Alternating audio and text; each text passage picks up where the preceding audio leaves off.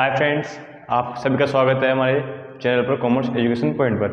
तो हम आपके लिए लाए हैं आज का टॉपिक या लेसन कैश फ्लो स्टेटमेंट। तो सबसे पहले हम ये जानेंगे भाई कैश फ्लो स्टेटमेंट होता क्या है। तो जैसे कि आपको इसके नाम से पता चलता है भाई कैश फ्लो का मतलब कैश का मतलब हो गया नगद या रोकड़, और फ्लो का मतलब होता है कैश का आना या जाना। अब इस कैश का आना जाना जो मतलब कैश आता है जाता है उसको एक विवरण में प्रस्तुत किया जाता है, उसका एक सेपरेटली लेखा किया जाता है, उसे हम कहते हैं विवरण। अब ये विवरण है दो विधियों से बनाया जाता है या दो मेथड से बनाया जाता है। फर्स्ट होती है प्रत्यक्ष विधि और दूसरा होता है अप्रत्यक्ष विधि। अब देखिए प्रत्यक्ष विधि और अप्रत्यक्ष विधि होती क्या है, ये हमारे लिए जानना जरूरी नहीं है क्योंकि इसकी डेफिनेशन ये एग्जाम में नहीं आती है। तो हम इसके प्रैक्टिकल पोर्शन पे चलेंगे सीधा।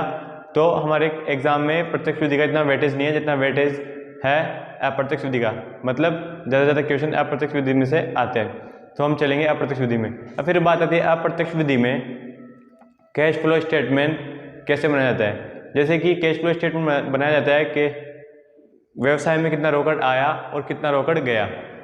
तो कितना रोकड़ आया कितना रोकड़ गया, तो ये किन किन रूपों में आ सकता है, किन किन रूपों में जा सकता है। व्यवसाय है, व्यवसाय में परिचालन से संबंधित खर्चे और आय भी हो सकती है, विनियोग से संबंधित खर्चे और आय भी हो सकती है, वित्त से संबंधित खर्चे और आय भी हो सकती है, और कुछ खर्चे हैं जो और भी हो सकते हैं। तो इन खर्चों को सेपरेटली रूप से किन किन टॉपिक या किन किन गतिविधियों के अंतर्गत दिखाया जाता है। कैश फ्लो स्टेटमेंट किन किन गतिविधियों के लिए किन किन गतिविधियों में दिखाया जाता है, तो ये आता है कैश फ्लो स्टेटमेंट के अंतर्गत। अब फिर आता है भाई ये किन किन मध्य के अंदर या किन किन गतिविधियों के अंतर्गत दिखाए जाते हैं। भाई फिर इनमें डिवाइड कर रखा है गतिविधियों को। तीन गतिविधि होती है। फर्स्ट होती है ऑपरेटिंग एक्टिविटीज़, सेकंड है इन्वेस्टमेंट एक्टिविटीज़, फिर थर्ड है फाइनेंशियल एक्टिविटीज़। अब फिर बात आती है ऑपरेटिंग एक्टिविटीज़ होती क्या है। ऑपरेटिंग एक्टिविटीज़ के अंतर्गत व्यवसाय से संबंधित खर्चे और आय दिखाई जाती है। जैसे हमें कैश फ्लो ज्ञात करना है। अब cash flow from operating activities, तो आपको बैलेंस शीट में या अतिरिक्त सूचना में दे रखा होगा भाई व्यवसाय का शुद्ध लाभ इतना है। अब ये शुद्ध लाभ कैसे आता है। शुद्ध लाभ आता है प्रॉफिट में से अगर हम ऑपरेटिंग एक्सपेंसेस लेस कर दे और ऐड कर दे ऑपरेटिंग इनकम, तो हमारा आता है नेट प्रॉफिट।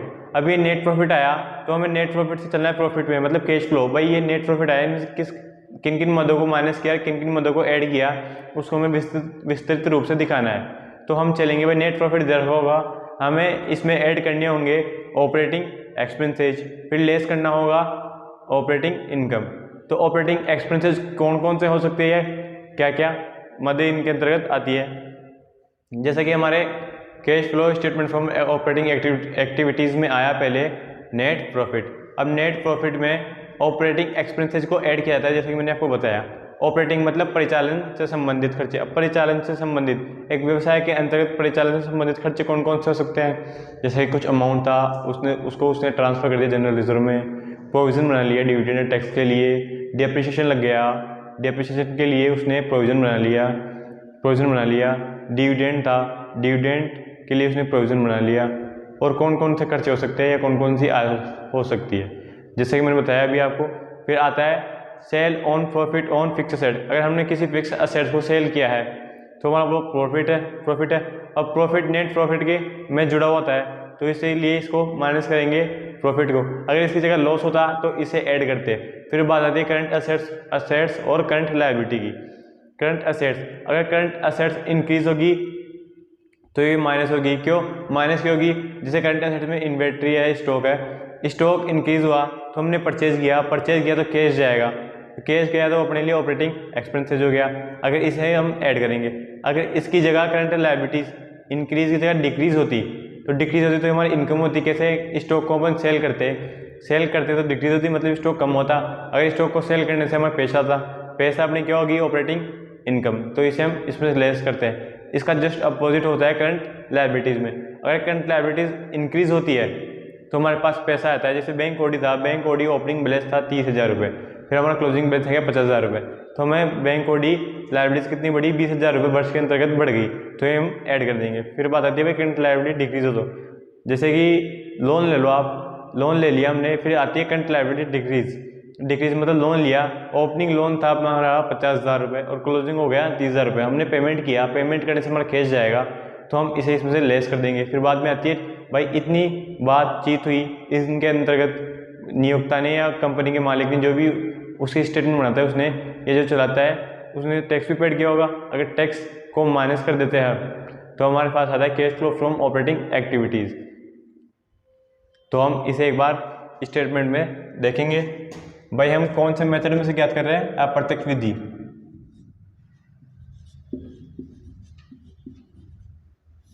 अप्रत्यक्ष विधि में इंग्लिश में क्या बोलेंगे इसे? Indirect method.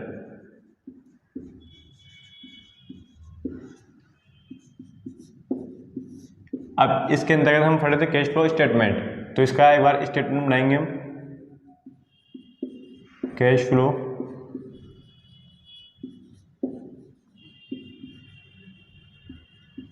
अब बात आती है इसका फॉर्मेट कैसा होता है। इसका फॉर्मेट टी आकार का होता है।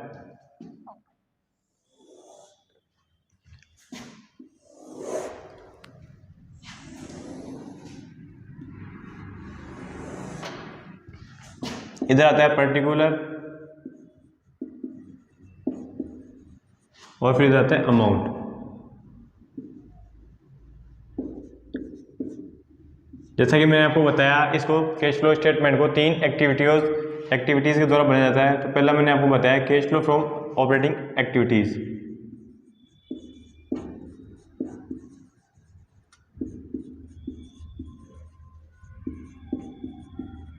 ऑपरेटिंग एक्टिविटीज़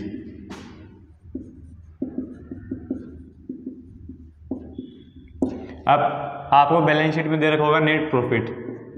जरूरी नहीं है आपको नेट प्रॉफिट दे दे, नेट लॉस भी दे सकता है। नेट प्रॉफिट दिया। अब इसमें हम ऐड करेंगे ऑपरेटिंग एक्सपेंसेस। जैसा कि मैंने आपको बताया ऑपरेटिंग एक्सपेंसेस कौन कौन से हो सकते हैं, जैसे कि transfer to general reserve, transfer to general reserve, और हमने कोई प्रोविजन बनाया है डिविडेंड और टैक्स के लिए, तो आ जाएगा प्रोविजन फॉर डिविडेंड।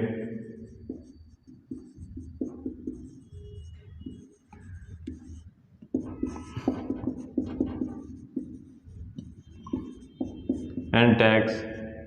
और हमारी मशीनों पर डेप्रिसिएशन भी लगाया तो डेप्रिसिएशन में हमारा ऑपरेटिंग एक्सपेंसेस हो जाएगी, तो आ जाएगा डेप्रिसिएशन।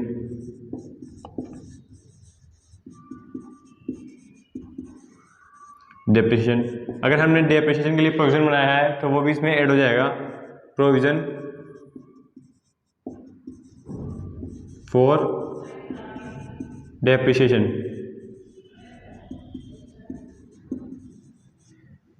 यह आ गया हमारा ऑपरेटिंग एक्सपेंसेज। अब इनमें कुछ एक्सपेंसेज और भी हो सकते हैं, इनकम भी हो सकती है। जैसा कि हम फिक्स एसेट सेल करने से हमारा प्रॉफिट हुआ, तो हमारे क्या है इनकम, तो वो नेट प्रॉफिट में ऐड है। तो इनकम ऐड है तो इसको माइनस करेंगे, तो माइनस कर देंगे इसको profit on sale of fix assets. अगर इसका अपोजिट होता, प्रॉफिट की जगह लॉस होता, तो हमारा वो एक्सपेंसेज होगा जो नेट प्रॉफिट में से माइनस करने के बाद आएगा, तो हम नेट प्रॉफिट में ऐड कर देंगे loss on sale of fix assets के नाम से।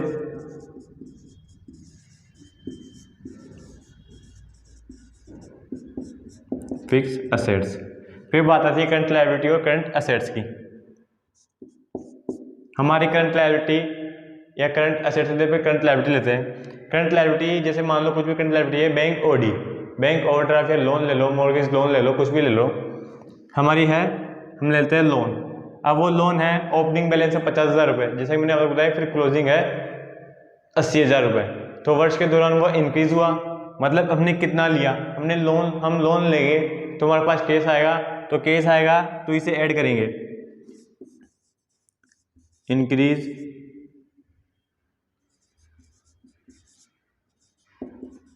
इन करंट लायबिलिटी। अगर करंट लायबिलिटी डिक्रीज होती है, डिक्रीज मतलब कब, जैसे कि लोन लिया आपने, आप ले लो लोन, ओपनिंग था 80,000, फिर क्लोजिंग हो गया 50,000, तो 30,000 आपने पेमेंट किया, तो फिर कैश गया, तो इसमें से ऐड कर दो डिक्रीज इन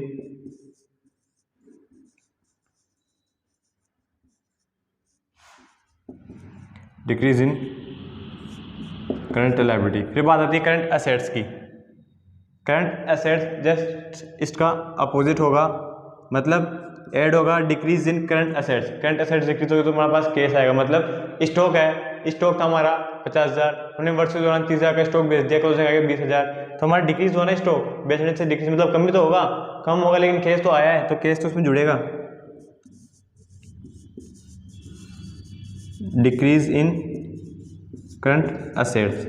अब करंट असेट्स डिक्रीज है तो माइनस क्या होगा, इंक्रीज। इंक्रीज जैसे कि हमारा वर्ष ओपनिंग था 50,000 रुपये, फिर क्लोजिंग हो गया कितना, 80,000 रुपये। भाई हमने परचेज किया तो पेमेंट करना पड़ेगा, तो कैश कम होगा, तो इनमें से माइनस होगा ये इंक्रीज इन करंट असेट्स। फिर करंट असेट्स आ गया, डिविडेंड आ गया, डिविडेंड पेड करके बता दिया मैंने आपको। फिर वर्ष के दौरान उसने टैक्स भी पेड किया होगा, तो टैक्स पेड इसमें माइनस है, माइनस होगा इसमें से minus tax paid, tax paid.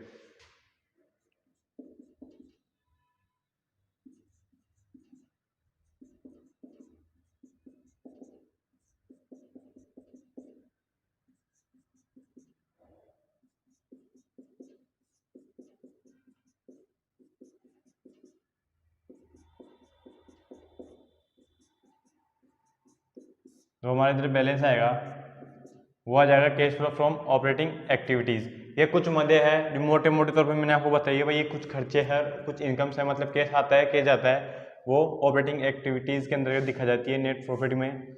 तो ये कुछ मोटी मोटी मदे हैं जो मैंने आपको बता दी है। फिर हम फिर आपको पता किस चलेगा भाई प्रोविजन कितना बनाया, डिविडेंड और प्रोविजन बनाया डिप्रिसिएशन के लिए। नहीं तो आपको क्वेश्चन में सीधा सीधा दे रखूंगा, अतिरिक्त सूचनाओं में भाई वर्ष के दौरान डिविडेंड या टैक्स और डिप्रिसिएशन के लिए प्रोविजन इतना बनाया। अगर आपको क्वेश्चन में ना दे रखा हो तो इसके अकाउंट भी है, उन अकाउंट के दौरान हम चेक कर सकते हैं भाई इनका खाता बनाया जाता है प्रोविजन फॉर डिप्रिसिएशन, टैक्स और डिविडेंड का। उनके दौरान हम बता सकते हैं भाई टैक्स पेड कितना किया गया है, डिविडेंड पेड कितना किया गया है और प्रोविजन कितना बनाया गया है। तो हम नेक्स्ट क्लास में पढ़ेंगे सेकंड एक्टिविटीज़, इन्वेस्टमेंट एक्टिविटीज़। तो आज के लिए थैंक यू, बस इतना ही आज, थैंक यू। अगर आपको वीडियो अच्छा लगा हो तो लाइक करो, शेयर करो एंड कमेंट जरूर करो।